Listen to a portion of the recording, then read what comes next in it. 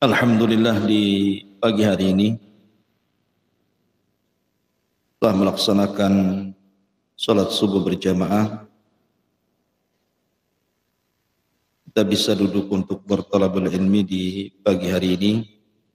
Salawat dan salam kita kepada Rasul kita Nabi besar Muhammad sallallahu alaihi wasallam.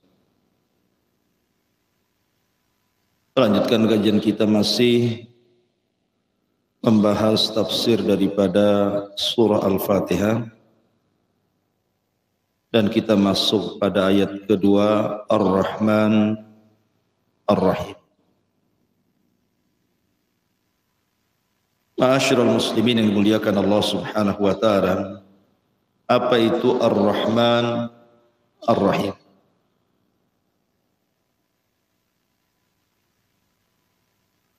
Dua nama Allah Subhanahu wa taala, Ar-Rahmanur Rahim. Ada yang mengatakan bahwa Ar-Rahman itu adalah asal dari seluruh nama-nama yang berbau jamil, artinya nama-nama Allah yang indah. Berbeda dengan kalimat Allah. Kalimat Allah itu kalimat yang kembali padanya nama-nama Allah yang memiliki makna jalal. Karena nama Allah itu ada dua. Ada yang terkandung padanya nama jalalun dan ada yang terkandung makna jamalun. Jalal itu artinya kebesaran Allah, keagungan Allah Subhanahu wa taala disebut jalal. Allahu azza wa jalla. Maka seluruh nama-nama Allah azza wa jalla yang terkandung padanya sifat jalal, keagungan Allah, maka itu kembali kepada nama Allah. Seperti Allah Al-Khaliq, Al-Mutakabbir, Al-Qahir, maka itu kembali kepada zat yang disebut dengan Allah. Tetapi kalau nama-nama jamal, nama-nama indah, Ghafur, Rauf, Rahim, maka itu kembali kepada nama Ar-Rahman. Makanya para ulama tauhid mengatakan asal tauhid rububiyah kembali kepada nama Ar-Rabb. Asal tauhid uluhiyah kembali kepada nama Allah. Dan asal tauhid nama dan sifat kembali kepada Ar-Rahman. Karena tauhid itu terbagi menjadi tiga. Rububiyah, uluhiyah, nama dan sifat bagi Allah Azza wa Jalla. Lalu apa bedanya di sini ketika membahas tentang Ar-Rahman Ar-Rahim itu? Ulama mengatakan bahwa Ismur Rahman, nama Allah Ar-Rahman itu artinya Dzu Rahmatis Syamilati li jami'il khalaiqi fid dunya walil mu'minina fil akhir. Kalimat Rahman adalah pemilik rahmat yang meliputi seluruh makhluk di dunia dan juga bagi orang-orang yang beriman secara khusus di akhirat. Dari sini ada perbedaan Ar-Rahman dengan Ar-Rahim, walaupun kedua-duanya terkandung satu sifat yang disebut rahmat, kasih sayang. Artinya dalam kalimat Ar-Rahman sifatnya rahmah. Rahim juga sama rahmah. Tetapi rahmannya Allah mencakup seluruh makhluk. Mukminnya, kafirnya, binatangnya, tumbuh-tumbuhannya, semua terkandung pada sifat Ar-Rahman. Tetapi Rahim itu khusus, hanya diberikan kepada orang-orang yang beriman. Makanya kalau kita membaca Quran, selalunya kalimat rahim digandengkan dengan kalimat ghafur, ghafurur rahim, raufur rahim, tawwabur rahim. Tidak ada antum dapati ghafurur rahman ataupun tawwabur rahman, raufur rahman, tidak ada. Pasti antum akan dapati ghafuru rahim, raufu rahim, tawwabu rahim. Ya, karena rahim itu rahmat Allah yang hanya khusus bagi orang-orang yang beriman. Tapi kalau rahman mencakup semuanya. Rahmat Allah yang terkandung pada sifat rahmat, pada sifat ar-Rahman itu mencakup semua makhluk. Berarti dari sini kalau Rahman itu umum, kalau Rahim itu khusus. Kemudian perbedaan lain antara Ar-Rahman, Ar-Rahim dari segi waznu fi'il, wazan fi'il. Ar-Rahman diambil dari kata fa'lan, Ar-Rahim diambil dari kata fa'il. Apa bedanya fa'lan dengan fa'il? Kalau fa'lan itu sesuatu yang tidak istimrar, tidak terus menerus, ada akhirnya. Kalau fa'il itu sesuatu yang tidak ada batasnya. Jadi kalau fa'lan itu ada batasnya, kalau fa'il itu tidak ada batasnya. Saya contohkan. Seperti umpamanya atsyan. Atsyan itu artinya haus. Atsyan, haus, diambil dari wazan fa'lan. Ketika seseorang haus, kemudian minum, hilang hausnya. Ataupun na'san. Na'san itu artinya ngantuk. Ketika antum tidur, hilang ngantuknya.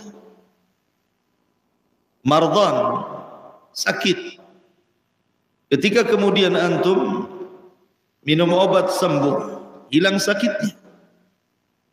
Apalagi ghadban, marah. Ketika kemudian antum ridha, hilang marahnya. Begitu juga Rahman, ada batasnya. Ketika dunia ini dikiamatkan, maka hilanglah rahmat Allah Azza wa Jalla kepada makhluknya. Tapi kalimat Rahim maka akan terus menerus dan menetap. Contohnya tawil, tinggi. Antum tinggi, tidak mungkin pendek lagi. Qasir, pendek, tidak mungkin tinggi lagi. Maka ketika Allah Subhanahu wa taala disifatkan, diberikan nama dengan kalimat Rahim dan memiliki sifat rahmah, berarti rahimnya Allah tidak terputus bagi orang-orang yang beriman di dunia sampai ke akhirat, sampai dimasukkan ke dalam surga. Ini perbedaan Ar-Rahman dengan Rahim, seperti perbedaan atsyan fa'lan dengan fa'il, ala wazni fa'lan ataupun fa'il. Kemudian yang ketiga, perbedaan Ar-Rahman Ar-Rahim. Kalau Rahman itu sifatnya kembali kepada zat, kepada sifat bagi Allah Subhanahu wa taala, dan itu zat Allah, kembali kepada zat. Tapi kalau Rahim itu kembali kepada perbuatan Allah. Jadi kalau Rahim itu kembali kepada perbuatan, tetapi kalau Rahman itu kembali kepada zat. Ini sebagian para ulama mengatakan seperti itu. Kemudian Ar-Rahman tidak bisa disifatkan kepada makhluk. Tapi Rahim terkadang disifatkan kepada makhluk seperti Allah Subhanahu wa taala mensifatkan Rasul dengan kalimat Rahim, bil mu'minina raufur rahim. Jadi ada nama-nama Allah itu yang tidak boleh disifatkan kepada Allah, tidak boleh disifatkan kecuali kepada Allah. Ada nama-nama Allah itu bersyirikat antara Khalik dengan makhluk. Ar-Rahman tidak boleh disifatkan kecuali kepada Allah. Kalau Rahim terkadang disifatkan kepada Allah, terkadang disifatkan kepada makhluknya. Seperti dalam ayat Harisun alaikum bil mu'minina raufur rahim. Ini sifat Nabi sallallahu alaihi wa ala alihi wasallam. Ma'asyiral muslimin yang dimuliakan Allah Subhanahu wa taala. Rahmat Allah ada dua macam. Ada yang sifatnya umum, ada yang sifatnya khusus. Sifatnya umum yang merupakan sifat Ar-Rahman mencakup semua makhluk ada pada 4 perkara. Pertama ijad, yang kedua i'dad, yang ketiga imdad, yang keempat irsyad, yang kelima is'ad. Ini rahmat Allah mencakup semua makhluk. Pertama ijad. Ijad itu artinya Allah menciptakan alam semesta beserta bumi-bumi yang kita pijak sini. Ini semua ciptaan Allah. Allah menciptakan langit dan bumi. Untuk siapa? Untuk kita manusia. Kemudian yang kedua, i'dad. Setelah Allah menciptakan bumi ini, Allah persiapkan. Di situ ada gunungnya, di situ ada lautnya, di situ ada sungainya, di situ ada hutannya, di situ ada binatangnya, di situ ada ikan-ikannya, macam-macam. Allah persiapkan itu semua. Baru setelah itu imdad. Allah perbanyak lagi. Terkadang satu buah-buahan itu bijinya banyak. Kemudian dari biji itu kemudian ditumbuhkan lagi, tumbuh lagi pohon yang lain. Terkadang dari satu biji itu bisa 100 pohon tumbuh. Nanti dari 100 pohon bisa tumbuh 1000 pohon. Imdad diperbanyak. Ada tidak mungkin satu pohon mati tidak ada penerusnya. Harus ada penerusnya. Terkadang satu biji itu bisa 1000 tuh, satu buah-buahan itu bisa 1000 bijinya tuh. Kalau itu tumbuh semua menjadi 1000 pohon, dan dari 1000 pohon muncul ribuan buah-buahan. Itu disebut imdad. Baru setelah itu irsyad. Irsyad itu artinya manusia diarahkan. Ini ikan yang boleh dimakan, ini yang tidak boleh. Ini buah-buahan yang boleh dimakan, ini tidak boleh. Ini daun-daunan yang bisa dilalap, ini boleh, ini tidak boleh. Dan begitu seterusnya. Kemudian setelah itu is'ad. Manusia mendapatkan kebahagiaan. Makan buah ini kenyang. Makan buah itu sehat. Makan buah ini segar. Senang. Ini semua rahmat Allah. Untuk siapa? Umum bagi semua makhluk. Karena orang kafir juga yang tidak beriman kepada Allah Azza wa Jalla merasakan 5 perkara ini kan. Ijad, i'dad, imdad, irsyad, is'ad. Semua orang kafir merasakan itu. Bukan hanya orang-orang yang beriman saja. Terkadang orang kafir lebih senang dibandingkan orang-orang beriman. Terkadang ada orang kafir lebih kaya dibandingkan antum yang ngaji, lebih sehat dibandingkan antum yang ngaji, lebih bahagia di dunia zahirnya, lebih bahagia dibandingkan antum yang ngaji kan zahirnya. Artinya bahwa rahmat Allah itu ada yang sifatnya umum. Inilah yang terkandung pada kalimat Ar-Rahman. Paham ya? Tapi kalau yang kedua, rahmatul khassa, rahmat Allah yang khusus, ini tidak diberikan kecuali hanya kepada orang-orang yang beriman. Saya contohkan begini. Ketika Allah Subhanahu wa taala membuat awan yang penuh dengan hujan itu, mendung. Satu dunia mendung. Ini salah satu asal daripada rahmat Allah. Di situ ada rahmat Allah kan. Awan yang mendung itu terkandung rahmat Allah.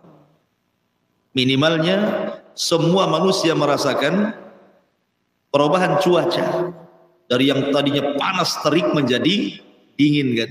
Semua merasakan, mukmin kafir. Tapi ketika kemudian hujan, tidak semua daerah terkena hujan. Daerah-daerah tertentu saja. Artinya sampainya rahmat Allah ke bumi ini khusus. Tetapi mendungnya umum. Semua terkena mendung. Tapi ketika hujan, terkadang hanya beberapa titik saja. Bahkan ada istilah kita hujan lokal. Satu bata mendung, ketika turun hujan, sekupang aja. Nagoya tidak. Kan itu ya. Ini namanya ketika awan itu mendung itu disebut rahmat umum. Tapi ketika turunnya hujan itu disebut rahmat khusus. Analoginya seperti itu. Antum lebih paham. Masyarul muslimin yang dimuliakan Allah Azza wa Jalla. Tetapi yang antum harus pahami tentang kalimat Rahman Ar-Rahim adalah dua nama yang memiliki satu sifat yang disebut dengan rahmat.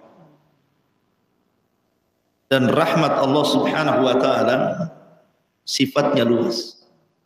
Rahmat Allah itu luas. Dan kita bisa melihat bagaimana Allah Subhanahu wa taala merahmati hamba-hambanya. Jangankan orang-orang yang beriman, iblis sendiri sudah tahu iblis itu makhluk yang jahat. Bagaimana tidak jahat? Dia menentang perintah Allah Subhanahu wa taala sehingga Allah murka dan dikutuk iblis ini. Dikutuknya tidak main-main sampai dikeluarkan dari sorga dan dijauhkan daripada rahmat Allah sampai kiamat. Dimurkai oleh Allah ketika dia mengatakan, ana khairun minhu khalaqtani min nar wa khalaqtahu min tin, maka Allah mengatakan fakhruj, keluar kau dari surga. Tetapi ketika dia mengatakan fa'angdirni ila yaumi yub'atsun, ya Allah tangguhkan aku sampai hari dibangkitkan, Allah memberikan rahmatnya kepada iblis. Tetap diberikan tangguhan kan. Kalau doa iblis saja diijabah, apalagi doanya orang yang beriman. Ini kan iblis berdoa kepada Allah. Fa'angdzirni ila yaumi yub'atsun, ya Rabb tangguhkan usiaku sampai hari dibangkitkan. Allah kabulkan, Allah kabulkan. Kalau iblis saja berdoa dikabulkan, apalagi orang yang beriman. Artinya rahmat Allah itu luas. Dan memiliki asar, pengaruh-pengaruh, dan itu kita bisa rasakan. Bagaimana rahmat Allah Subhanahu wa taala yang luar biasa itu. Orang naruh biji di tanah, tiba-tiba kemudian tumbuh, siapa yang menumbuhkan? Allah. Dan itu bentuk rahmat Allah Azza wa Jalla. Masyarul muslimin yang dimuliakan Allah Azza wa Jalla. Tetapi rahmat juga ada tempat-tempatnya. Contohnya umpamanya antum masuk ke dalam masjid. Apa doanya? Allahumma ftah li abwaba rahmatik, kan gitu. Ya Allah bukakan bagiku rahmat. Ya, karena di masjid ini tempat turunnya rahmat. Kemudian dengan antum duduk seperti ini, dibacakan Al-Quran, dibacakan hadis-hadis Nabi SAW, itu juga salah satu tempat turunnya rahmat. Majtama'a qaumun fi baiti min buyutillah yatluna kitaballah wa yatadarasunahu bainahum illa nazalat alaihimus sakinah wa ghasyiyatuhumur rahmah wa hafatzhumul malaika wa dzakarallahu fiman indah. Tidaklah sebuah kaum berkumpul di salah satu rumah daripada rumah-rumah Allah, dibacakan Al-Quran, dipelajari hadis-hadis Nabi SAW, kecuali Allah turunkan ketenangan dan Allah liputi rahmat. Kemudian Allah sebut antum satu persatu dan dipuji di makhluk yang ada di atas sana. Artinya bahwa majelis ta'lim juga salah satu turunnya rahmat. Hujan. Makanya kalau terjadi hujan, apa yang kita baca? Kita membaca doa, mutirna bifadlillahi wa rahmati. Kita dihujani dengan karunia dan rahmat Allah. Makanya hujan itu membawa rahmat. Orang yang berdoa saat turun hujan mustajab, karena Allah sedang membawa rahmat kepada hamba-hambanya dengan hujan. Maka itu salah satu tempat turunnya rahmat. Antum memiliki kasih sayang kepada fuqara wal masakin, kemudian antum membantu mereka dengan memberi bantuan ketika mereka berhajat kepada antum. Maka Allah mengatakan, Rasul mengatakan, irhamu man fil ardi sayarhamukum man fis sama. Sayangi orang-orang di bumi, maka Allah akan sayang kepada kalian. Di situ turun rahmat. Dan banyak lagi tempat-tempat rahmat. Antum berbuat baik kepada orang tua, itu salah satu turun rahmat. Makanya salah satu doa kita kepada orang tua apa? Rabbighfirli wa liwalidayya warhamhuma kama rabbayani saghir. Rabbighfirli, ya Allah ampunilah dosa-dosaku dan dosa kedua orang tuaku, dan sayangi keduanya sebagaimana dia menyayangi aku. Maka ketika seorang anak birrul walidain, di situ tempat turun rahmat. Jadi rahmat itu ada tempat-tempatnya dan harus dicari, karena seseorang itu sangat berhajat kepada rahmat Allah Azza wa Jalla. Makanya orang-orang masuk surga pun dimasukkan bukan karena amalan antum. Antum sholat di dunia capek, antum puasa di dunia capek, antum sedekah rugi gitu, antum haji lelah letih, antum berzikir, antum subuh-subuh sholat kemudian ngaji. Tiba-tiba ketika dimasukkan ke dalam surga, kata Allah, udkhulul jannah bi rahmati, masuklah surga ke dalam rahmatku. Kok bisa? Harusnya kan masuk surga dengan amalannya kan. Harusnya saya masuk surga karena sholat, karena puasa, karena haji, karena zikir. Kenapa ketika giliran masuk surga Allah mengatakan udkhulul jannah bi rahmati, masuklah surga dengan rahmatku? Dari sini ada hubung kait antara ayat Ar-Rahman Ar-Rahim dengan ayat sesudahnya Maliki Yaumiddin. Nanti besok kita jelaskan tafsir. Apa hubung kait Ar-Rahman Ar-Rahim dengan Maliki Yaumiddin? Ma'asyiral muslimin yang dimuliakan Allah Azza wa Jalla, hubung kaitnya adalah ketika antum beramal soleh di dunia, kemudian masuk surga bukan karena amalan tapi karena rahmatnya. Sebagaimana ketika ada seorang Bani Israel, dari kecil tidak pernah maksiat, ibadah terus. Tiba-tiba dia berdiri di pintu surga.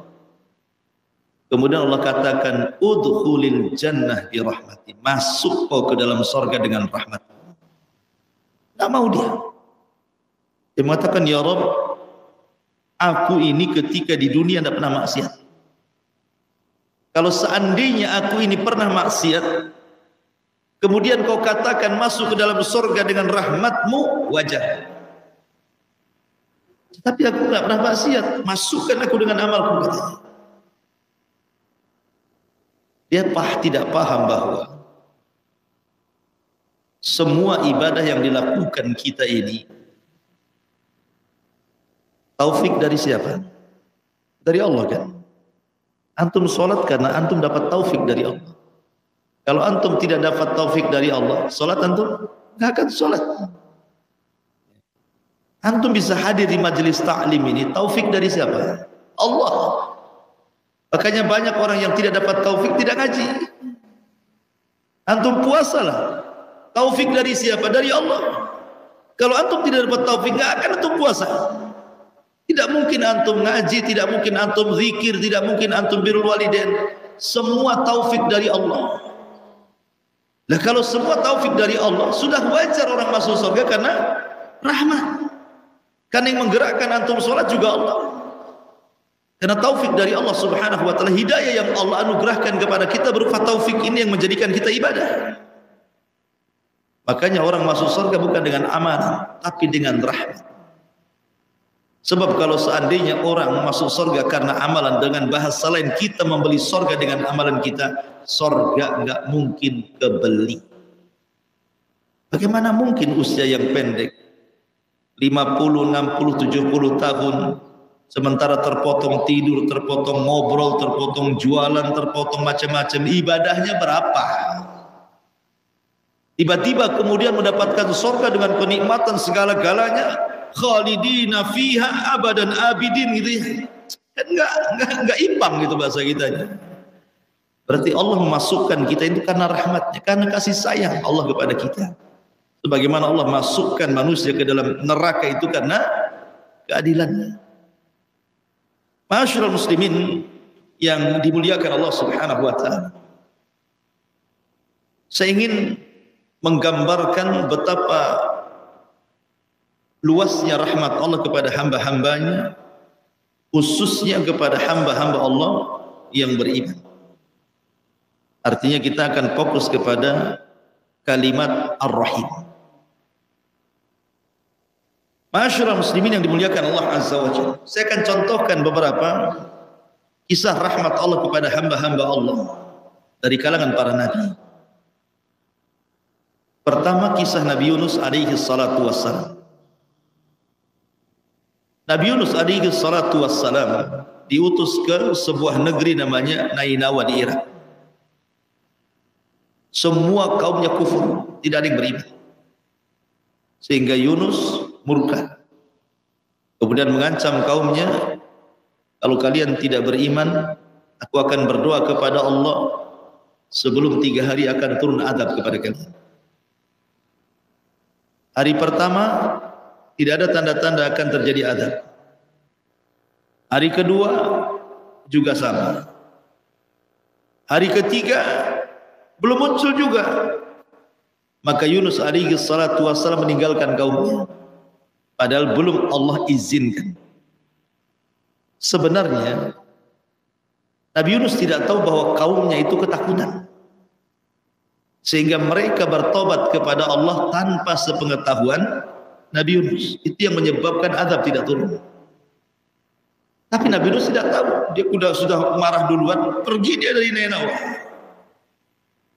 Akhirnya dia safar, masuklah dia ke perahu. Tiba-tiba di tengah lautan, perahu itu berhenti tanpa sebab.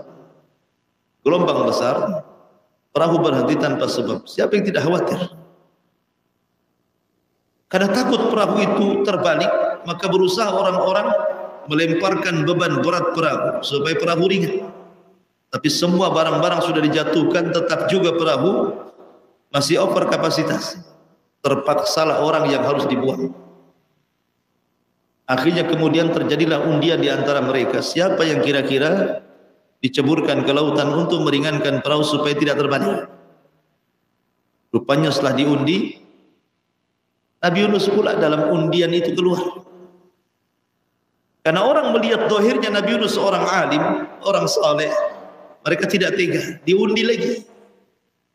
Rupanya dia lagi yang keluar. Berkali-kali dia lagi yang keluar. Nabi Yunus paham bahwa ini ujian dari Allah subhanahu wa ta'ala. Akhirnya dia melemparkan diri dari kapal tersebut. Rupanya Allah sudah siapkan ikan besar, kemudian dimakanlah Yunus oleh ikan itu. Maka Yunus berada di 3 kegelapan. Gelap di perut ikan, gelap di dasar lautan, dan gelap di tengah malam. Kalau bukan karena rahmat Allah, Nabi Yunus tidak akan selamat. Karena logikanya orang seperti ini harus mati kan? Mana ada oksigen dalam perut ikan? Tapi semua karena rahmat. Makanya Nabi Yunus alaihi salatu wassalam langsung berdoa setiap hari.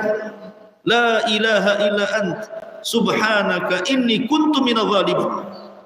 La ilaha illa anta subhanaka inni kuntu minadh dhalimin. Akhirnya dengan rahmat Allah Azza wa Jalla, Nabi Yunus pun kemudian diselamatkan. Sehingga Allah Subhanahu wa taala mengatakan, kalau bukan karena tasbihnya Yunus, la labisa fi batnil hut ila yaumi yub'ats. Tentu Yunus akan tetap di perut ikan itu sampai hari dibangkitkan. Siapa yang menyelamatkan Nabi Yunus? Allah. Berkat apanya? Rahmat Allah kepada Yunus. Ini pertama. Yang kedua, Nabi Yusuf. Nabi Yusuf alaihi salatu wassalam, Allah Subhanahu wa taala selamatkan dari kaid ikhwani, tipu daya saudara-saudaranya. Coba bayangkan Nabi Yusuf alaihi salatu wassalam ketika itu usianya 10 tahun. Anak kecil usia 10 tahun belum balik, dimasukkan ke dalam sumur oleh 10 saudaranya. Dan sumur itu Allah sifatkan min ghayabatil jub. Ghayabah itu artinya saking dalamnya sehingga Allah istilahkan dengan kalimat ghayabah. Gak nampak, gelap gitu. Makanya disebut yang tidak tampak itu ghaib. Alam ghaib kan itu. Ghayab. Ghayab itu saking dalamnya, gelap gak nampak gitu. Bukan 10 meter, 12 meter. Saking dalamnya Allah sifatkan ghayabatul jub. Dan sumur itu di tengah-tengah padang pasir. Bisa saja di situ ada ular, ada kalajengking, ada hewan-hewan buas. Siapa yang tahu? Namanya sumur liar. Secara logika, orang gali sumur saja orang bisa mati karena kehabisan oksigen. Banyak kejadian-kejadian yang gali sumur lemas di dalam sumur karena kehabisan oksigen, sehingga saya pernah melihat orang yang buat sumur itu harus dikipasi dari atas supaya ada oksigen masuk.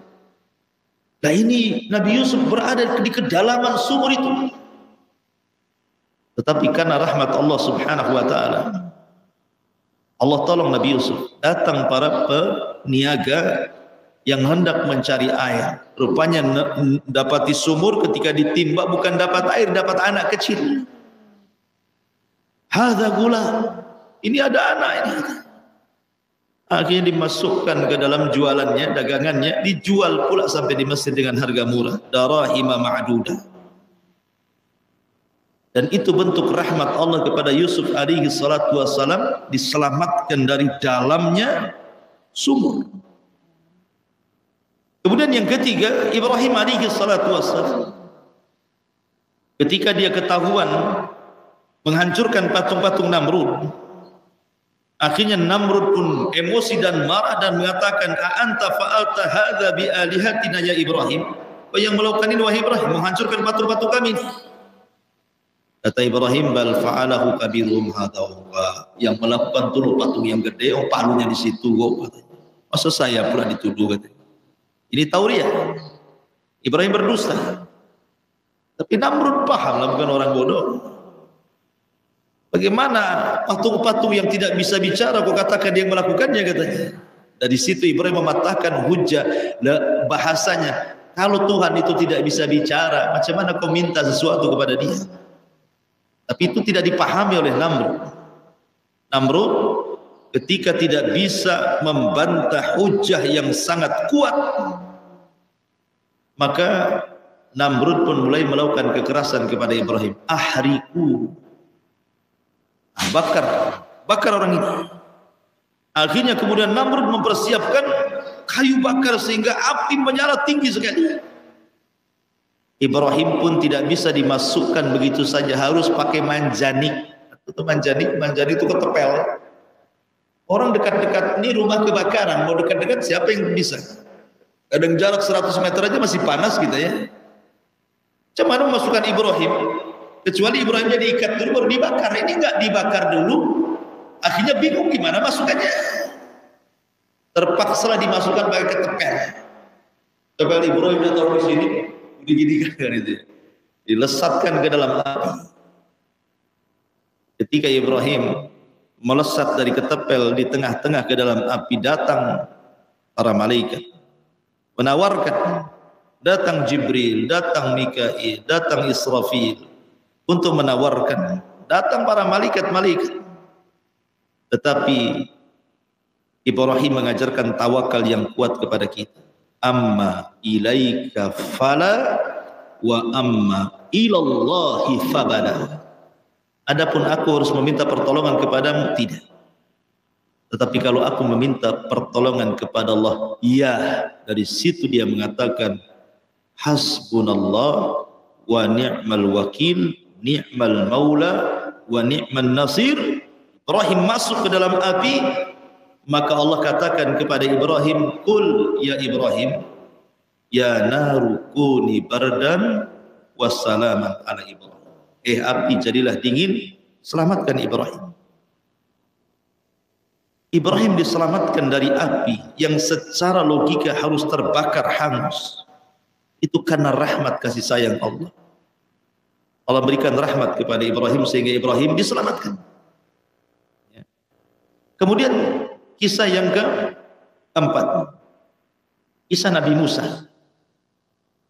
Nabi Musa alaihi salatu wassalam 2 kali hampir dibunuh oleh Fir'aun.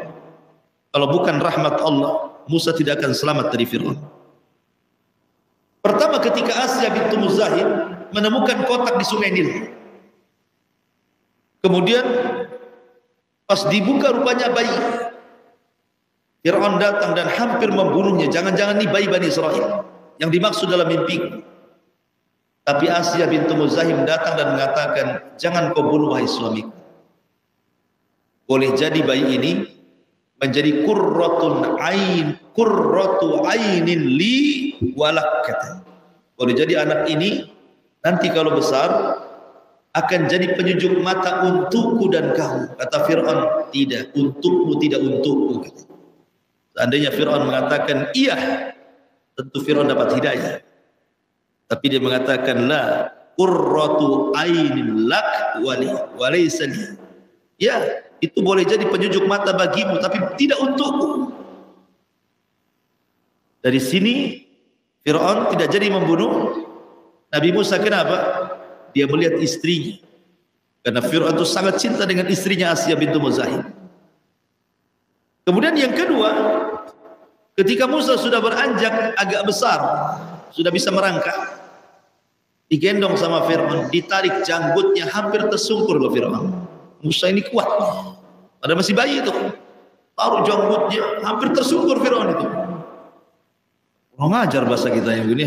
Jangan-jangan ini pula bayi-bayi Israel ini. Kok bayi-bayi kok punya tenaga kayak orang dewasa gitu kan? Ketika itu datang Asya bintu Muzahim, jangan kau bunuh. Itu bukan bayi yang kau maksud. Kalau kau tidak percaya, uji dia. Bagaimana caranya? Letakkan api, bara api, arang yang sudah dibakar itu. Kemudian letakkan tamar, kurma. Suruh Musa merangkak, mana yang diambil dia. Kalau dia berakal, pasti dia akan mengambil tamar. Berarti Musa harus dibunuh. Kalau dia mengambil bara api, berarti Musa tidak berakal. Berarti bukan ini yang dimaksud bayinya. Hampir-hampir Musa mengarah ke tamar, dibelokkan sama Jibril, akhirnya mengarah ke jamrah, ke bara api itu. Dimakanlah bara api itu. Namanya anak-anak kan. Menunjukkan Musa tidak berakal. Tapi sebab dia makan bara api itulah pelatlah lidah Musa, sehingga dia ketika sudah dewasa dia tidak memiliki kefasihan bicara. Wala yakadu yubin, kata Fir'aun. Oh ini tidak bisa memahamkan, kau tidak fasih. Makanya Musa berdoa, Rabbi israh li sadri wa yassir li amri wahlul 'uqdatan min lisani yafqahu qawli. Ya Allah, hilangkan felat ini, gagap-gagap ini.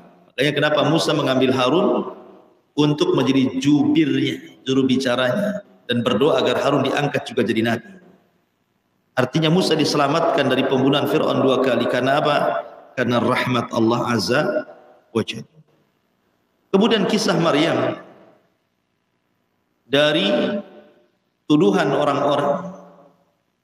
Bagaimana mungkin seorang wanita yang afifah, yang menjaga kehormatannya, tidak pernah keluar dari mihrabnya, Tiba-tiba kemudian hamil di usia 15 tahun.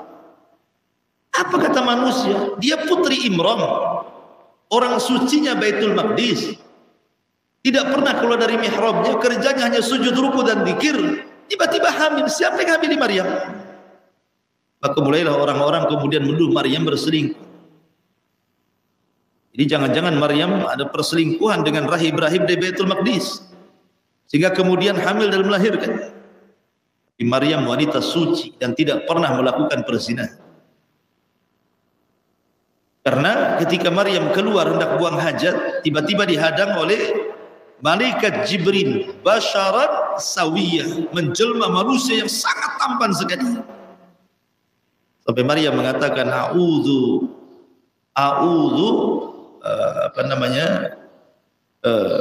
bika in kunta taqiyya, a'udzu billahi minka in kunta taqiyya. Aku berlindung kepada Allah kalau engkau penampilanmu orang takwa, pergi kau dari sini. Tapi Jibril mengatakan tidak, aku utusan Allah hendak memasukkan ruh Isa kepada rahim. Ketika Maryam lahir Isa bin Maryam, semua orang menuduh Maryam, membuli Maryam. Tapi Allah dengan rahmatnya memberikan mukjizat kepada bayi Isa bin Maryam. Maryam, kalau kau ditanya itu bayi siapa, jangan dijawab. Isyaratkan saja kepada bayi, biar dia yang jawab gitu. Maryam kan bingung maksudnya apa kan? Karena dia tidak tahu bahwa ini akan bisa bicara. Tapi dia melaksanakan perintah Allah Azza wa Jalla. Setiap ada orang matanya, Maryam itu bayi siapa? Suruh jawab bayi. Tiba-tiba bayi ini bicara. Inni Abdullah. Saya adalah hamba Allah. Kagetlah bayi kok bilang Abdullah hamba Allah. Wa ja'alani nabiyyan, dan Allah jadikan aku jadi nabi. Katanya kan. Dan terus ngomong sampai akhirnya sebagian orang percaya bahwa Maryam tidak berzina. Atas dasar siapa? Rahmat Allah, kecuali orang Yahudi. Orang Yahudi karena bencinya kepada Nasrani tetap menganggap bahwa Maryam berzina dan anaknya adalah anak zina, maksudnya Isa ibn Maryam. Dan ketika orang-orang kemudian percaya bahwa itu bukan bayinya hasil selingkuhan atau berzina, maka ini siapa yang kemudian orang meyakinkan sampai Isa bicara seperti itu kalau bukan karena rahmat Allah Subhanahu wa taala. Kemudian kisah Ismail ketika hendak disembelih Ibrahim. Bagaimana Ibrahim alaihi salatu wasallam diberikan ujian oleh Allah Azza wa Jalla untuk menyembelih putranya Ismail dengan dasar mimpi. Kemudian Ibrahim mengatakan, ya bunai, inni ara fil manami anni adbahuka fanzur madza tara. Hai anakku, semalam aku bermimpi ku sembelih dirimu, cemana pendapatmu? Kalau seandainya antum bermimpi seperti itu, besoknya diceritakan kepada anak antum, kira-kira jawaban anak antum apa? Bapak aja lah kan, udah tua katanya. Tapi Ismail alaihi salatu wassalam mengatakan, ya abatif al-ma tu'mar satajiduni insyaallahu minas sabirin. Kalau ini perintah Allah, lakukan saja. Tanpa ada keraguan Ismail mengatakan seperti itu. Ketika pisau sudah di tengkuknya sini dan sudah diiris-iris seperti ini, Allah buat tumpul pisau itu. Ada sudah diiris-iris gini, tapi tidak ada satupun luka. Allah buat tumpul pisaunya, menunjukkan apa? Ibrahim sungguh-sungguh nyembelih. Karena sudah diiris-iris begini kan, berarti kesungguhan. Ketika itulah datang suara dari langit, an saddaqta ru'ya. Engkau sudah membenarkan mimpimu, wahai Ibrahim. Dari situ Allah katakan, wa fadainahu bidhibhin adhim wa taraknahu lil akhirin. Kami ganti Ismail dengan sembelihan yang besar, maksudnya kambing. Akhirnya Ismail tidak jadi disembelih, maka kambing itulah yang disembelih. Diselamatkan Ismail dari penyembelihan itu berkat rahmat dan kasih sayang Allah. Tidak jadi disembelih. Kemudian juga kisah Nuh alaihi salatu wassalam. Bagaimana rahmat Allah Subhanahu wa taala kepada Nuh alaihi salatu wassalam. Ketika Kan'an putranya Nuh tidak mau naik ke perahunya. Sementara banjir itu besar sekali. Banjir itu, kalau seandainya Nuh tetap memaksa Kan'an masuk ke dalam perahunya dan terus mengejar Kan'an, bisa saja perahu itu terguling. Tapi Allah Subhanahu wa taala dengan rahmatnya mengatakan innahu laisa min ahli. Itu bukan keluargamu wahai Nuh. Pergi kamu selamatkan dirimu. Makanya kemudian Nuh pun naik ke perahu dan menyelamatkan orang-orang yang beriman dan membiarkan Kan'an tenggelam. Dan itu bukan keluarganya. Dan diselamatkan Nuh alaihi salatu wassalam dengan mengatakan innahu laisa min ahlik, dia bukan keluargamu. Ini rahmat siapa kalau bukan Allah Subhanahu wa taala? Ma'asyiral muslimin, ini cerita para nabi. Sekarang cerita orang-orang terdahulu. Ma'asyiral muslimin yang dimuliakan Allah Azza wa Jalla. Di zaman Bani Israel ada seorang wanita pelacur. Taulah wanita pelacur. Zina itu salah satu dosa dari dosa-dosa besar dan menjauhkan manusia dari rahmat Allah Azza wa Jalla. Karena kita tahu bahwa yang namanya azab itu lawan daripada rahmat. Ketika antum mendefinisikan rahmat, apa itu rahmat? Orang dijauhkan dari rahmat, maksudnya didekatkan dengan azab. Ya, kalau didekatkan dengan azab berarti dijauhkan dari rahmat. Ketika didekatkan dengan rahmat berarti dijauhkan dari azab. Jadi lawan daripada rahmat itu azab, itu maksudnya.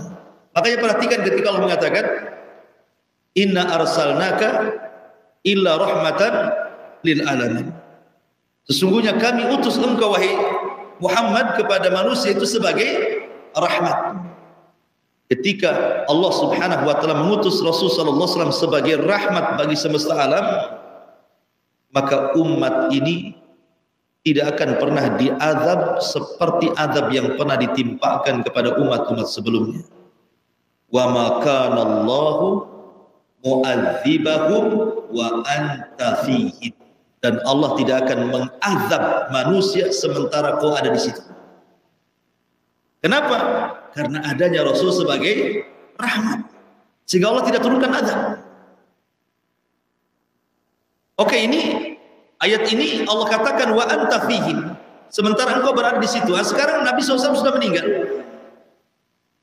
Apakah kemudian rahmat itu akan dicabut dan umat akan diazab seperti umat-umat sebelumnya? Tidak.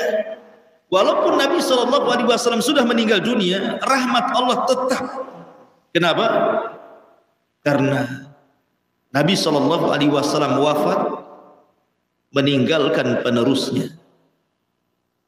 Siapa penerus Nabi SAW? Para ulama yang memegang kepada Al-Quran dan Sunnah. Sementara Quran dan Sunnah adalah penerus rahmat Allah.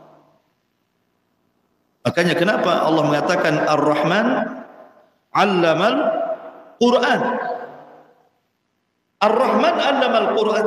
Jadi Quran itu membawa rahmat. Sementara ada Quran di bumi, tidak akan turun azab. Maksudnya azab seperti azab-azab umat terdahulu. Sebab kalau Allah memurka kepada sebuah kaum umat dahulu, habis, tak tersisa. Lihat kaum Ad, habis, kaum Samud, habis, kaum Madyan, habis. Semua umat para nabi habis, enggak tersisa satu jiwa pun hidup. Tetapi ketika Rasul diutus, walaupun sudah meninggal, tetap rahmat Allah itu diturunkan dengan adanya Al-Quran dan Sunnah Nabi SAW. Yang ingin saya katakan bahwa rahmat dengan azab itu sesuatu yang kontra. Kalau ada rahmat hilang azab, ketika hilang rahmat datang azab. Masyaallah muslimin yang dimuliakan Allah Azza. Seorang pelacur dekat dengan azab. Karena perzinahan itu dosa besar. Wa man yaf'al dzalika yalqa athama yudha'af lahu al-'adzab, kan gitu ya. Wala taqrabuz zina innahu kana fahishatan wa sa'a sabila. Innahu kanat mustaqarrun ila akhir sampai kepada ayat wa man yaf'al dzalika yalqa asama. Siapa yang melakukan perzinahan berarti dia melakukan dosa besar. Yudha'af lahul adzab, dilipatkan azabnya, ya kan? Tapi wanita pelacur di zaman Bani Israel, tiba-tiba dia haus, kemudian mencari sumur, dapatlah sumur, masuk ke sumur, minum dia. Nah, kayak gini minum. Pas pula gitu kan. Akhirnya kemudian habis minum, datang pula anjing. Lagi kehausan pula anjing itu. Kasihanlah wanita ini. Susah-susah dia masuk ke sumur, dengan sepatunya diambil, hampir dia celaka dan meregang nyawa gara-gara ngambil air untuk anjing itu. Naik dia ke atas, dikasih minumlah anjing itu. Lepas minum anjing gak usah dipraktekkan lah. Jadi akhirnya kemudian selamatlah anjing dari kematian. Akhirnya apa? Datang rahmat Allah. Irhamu man fil ardi sayarhamukum man fis sam. Rahmati orang-orang yang di bumi, termasuk merahmati binatang, turun rahmat. Walaupun dia seorang pelacur yang harusnya datangkan azab, tapi ketika dia memberi minum anjing dengan keikhlasan, turun rahmat. Tidak jadi diazab, Allah masukkan dia ke dalam surga. Kenapa? Karena Rasul mengatakan dalam hadis kursi, Allah berfirman, inna rahmati wasi'at ghadabi. Sesungguhnya kasih sayangku lebih diutamakan dibandingkan kemurkaan. Zina, kemurkaan. Tapi memberi minum dan memberikan kasih sayang kepada anjing, kasih sayang. Dan Allah mendahulukan rahmat dibandingkan murka. Masyaallah muslimin. Tapi sebaliknya, orang yang tidak punya rahmat, apa kata Rasul? Udzibati imra'atu fi hirratin habasatha. Ada seorang wanita masuk neraka gara-gara seekor kucing, kata Nabi. Kenapa orang ini masuk neraka gara-gara seekor kucing?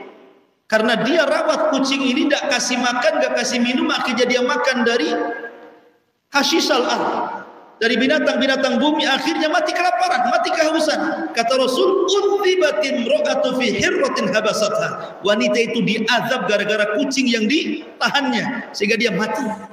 Ketika dia tidak punya rahmat kepada binatang, Allah cabut kasih sayangnya, Allah kirim azabnya, masuk ya ke neraka. Ya. Masyaallah muslimin yang dimuliakan Allah Azza wa Jalla. Kemudian kisah yang lain.